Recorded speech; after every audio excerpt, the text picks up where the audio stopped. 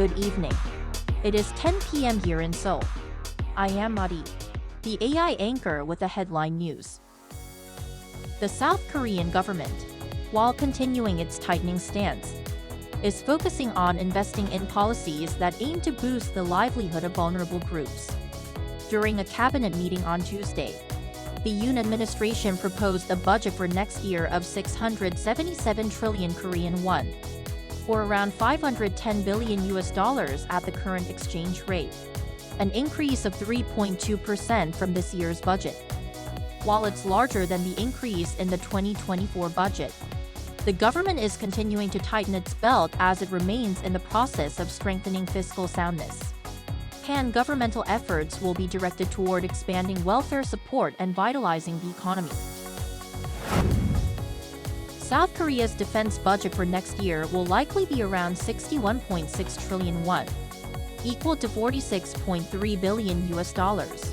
This is a 3.6% increase from this year, if the Defense Ministry's proposal is passed by the National Assembly next week.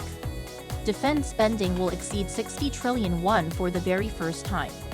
In 2025, the ministry plans to spend $13.5 billion to boost defense capabilities and $32.7 billion on operating costs for military forces. It will also seek to spend $4.6 billion to bolster the three-axis deterrent system against North Korean threats. Meanwhile, South Korea will seek to increase settlement funding for North Korean defectors in 2025 by 50%.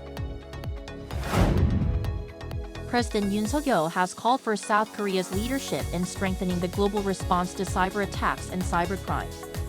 This came as the South Korean leader attended the International Symposium on Cybercrime Response on Tuesday, organized by the National Police Agency. In his congratulatory remarks, Yoon said the rapid advancement of new technologies, including artificial intelligence, complicates the challenge of combating cybercrime, and pointed out that hacking groups funded by governments not only threaten individuals and firms but national security. In response to growing cybersecurity threats, Yoon expressed Seoul's commitment to becoming a leading player in digital solidarity, stressing that effective responses to crimes occurring in the digital space require collective efforts from the global community. A report from the International Atomic Energy Agency shows ongoing indications of activity at North Korea's Yongbyon nuclear complex. IAEA head Rafael Grossi stated in the report that from mid-October last year to mid-March of this, a discharge of water was spotted coming from the light water reactor's cooling system. He also noted that the reactor appears to have been operated intermittently since April, adding that the discharge of warm water indicates test runs.